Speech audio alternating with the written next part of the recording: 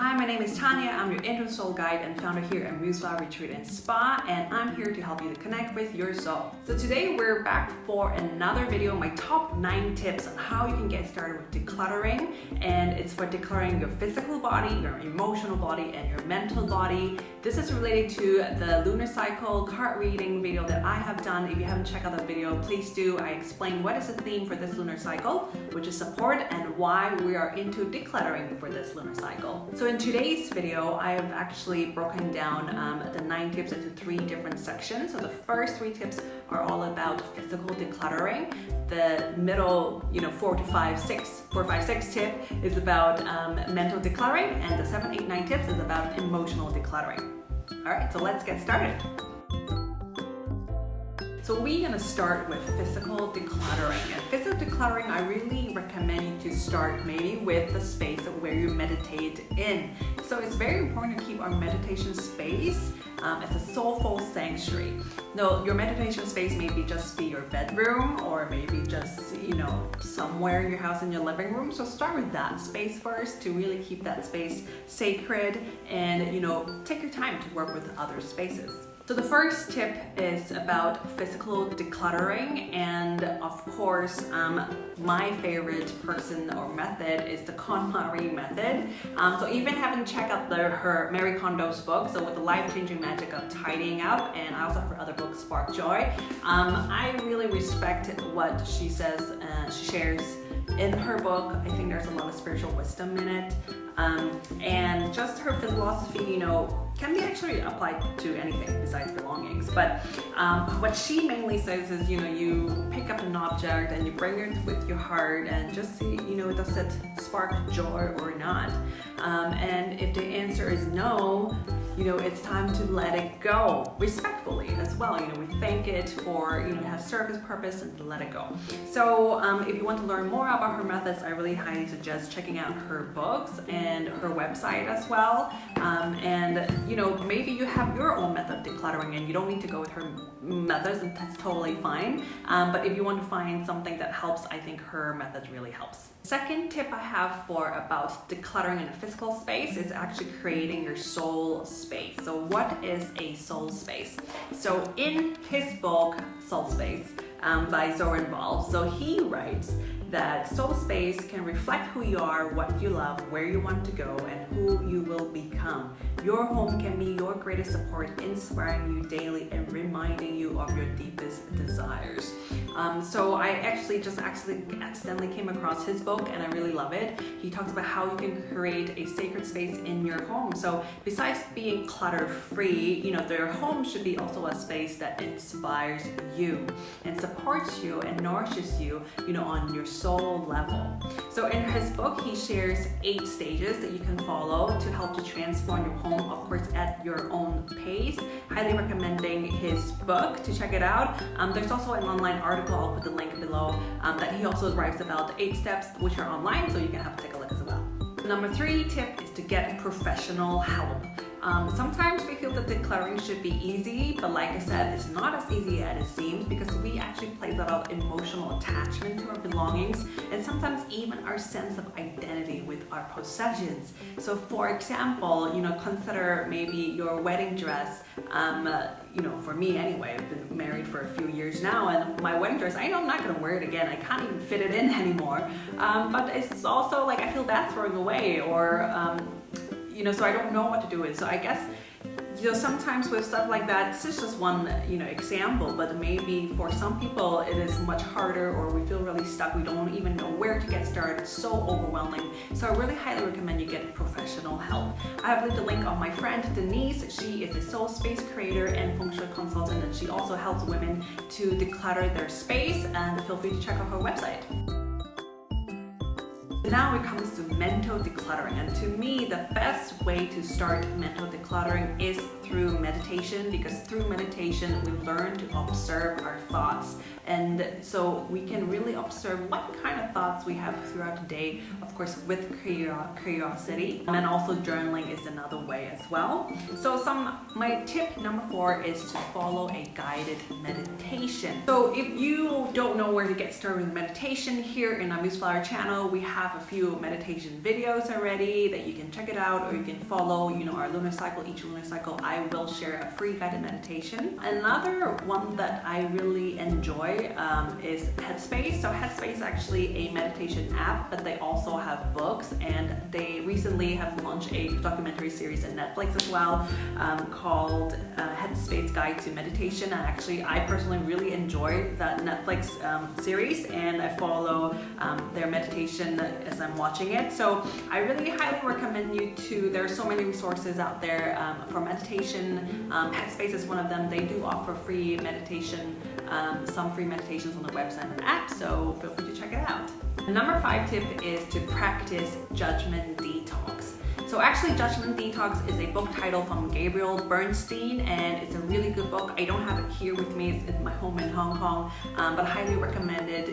We constantly judge whether we're aware it or not. A lot of times these judgments are negative. So either we judge ourselves, thinking we're not good enough, we're not smart enough, thin enough, beautiful enough, whatever, or we judge others, they do maybe some people do something and we immediately jump to the conclusion, oh, that's a bad person. So really, judgment creates a lot of resentment and bitterness in our life. And I think that by practicing judgment detox, as Gabriel Bernstein wrote, it really helps to kind of live life with more compassion and kindness towards ourselves and others. So I highly recommend you can check out her book. She also has a few videos online that she talks about judgment detox, and I'll leave the link below. My number 6 tip is to use bullet journaling. So bullet journaling, this is my bullet journal.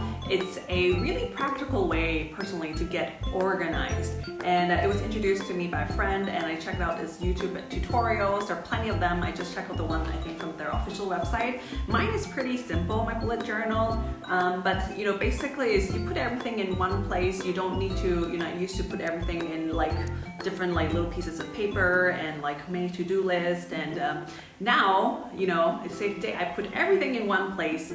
And so just keeping it all organized in my bullet journal. So the last 3 tips are about emotional decluttering, and I personally feel that emotional decluttering goes hand in hand with mental decluttering. And again, the best way is just to start with journaling. A lot of times I personally feel, sometimes we have emotions that are coming up, but because we're not in that appropriate time and space to process it, we sort of just keep it aside for the moment. And then when we have this quiet time, we can come back to it to process emotions. What happens is actually when we have that quiet time and forget, or we want to subconsciously avoid facing that emotion, and we start to, scroll on our phone, check our Facebook, watch TV. So it's in a way sort of unconsciously avoiding to face whatever emotions that were coming up.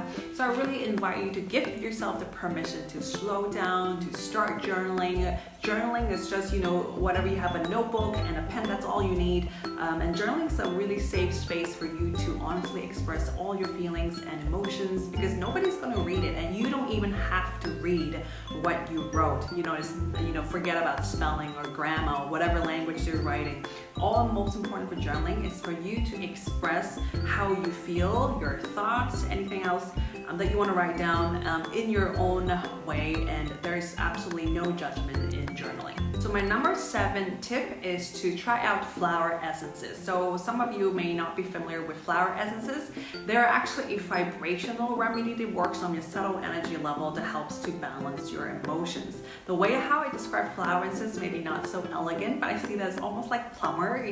When our emotions are clogged inside, our energy body, and flower essences just kind of unclog those blockages and just bring those emotions, come up again so we can release them.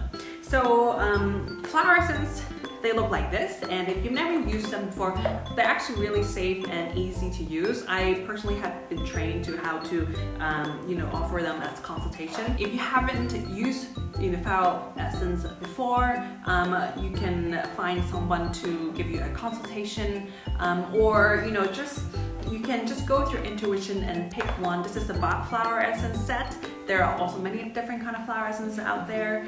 There's this brand in the States, it's called Lotus Way. I've been following them for a while and I've tried some of their products as well. I think they do amazing stuff with their brand. They, besides products, they have consultation services and educational programs about flower essences. So feel free to check out Lotus Way, or there's other brands like Healing Herbs. Healing Herbs is where I got my flower essence from. They I think only shipped in the UK at the moment now because of the coronavirus. Maybe I think there are also other different brands you may be able to find in your local area, so just give that a try and see how it goes. My number 8 tip is try to perform a simple ceremony for yourself to honor your emotions. So this book, which is called The Book of Ceremonies by Sandra Ingerman, has changed the way how I think about ceremonies, and some of you guys know that I love her work. Sandra Ingerman, she is a shamanism teacher, and in her book, she wrote, basically this is shamanism wisdom for invoking the sacred in everyday life. But what she wrote is that you can actually create your own ceremony just following your intuition and guidance. I think there are ceremonies out there that require specific steps to work. Definitely, you have to learn from a certain teacher. There's a certain way to do things because there's a reason why, and I totally respect that. But this is talking more like very simple ceremony to do for yourself. Again, there's no right or wrong way to do the ceremony, and it's really using all the different elements of nature, earth, fire, water, and air. You can use them to help you to create all these really powerful but simple ceremonies to connect with yourself on a soulful level, but also connect with the universe. Number 9 tip is to be vulnerable and let Mother Earth to hold you.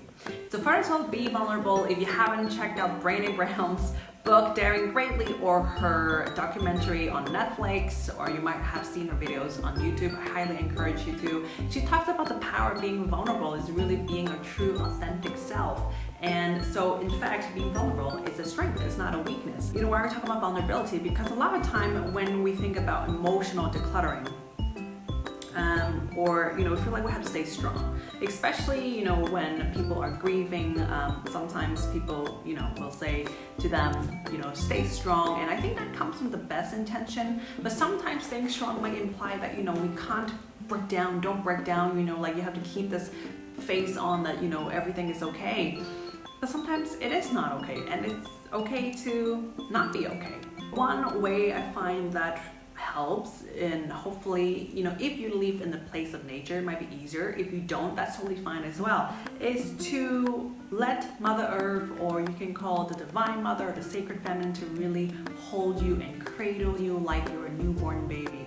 Just imagine yourself, you can lie down on the ground wherever you are, either your tummy facing down or facing up, whichever way you like, and just really imagine that you lay all your good, bad, ugly on Mother Earth. Tell her all your sorrow and tell her all your pain, and just leave your pain with her. Let go of your pain with Mother Earth. Think about the earth, and in nature, it is so miraculous that in nature there's actually no waste.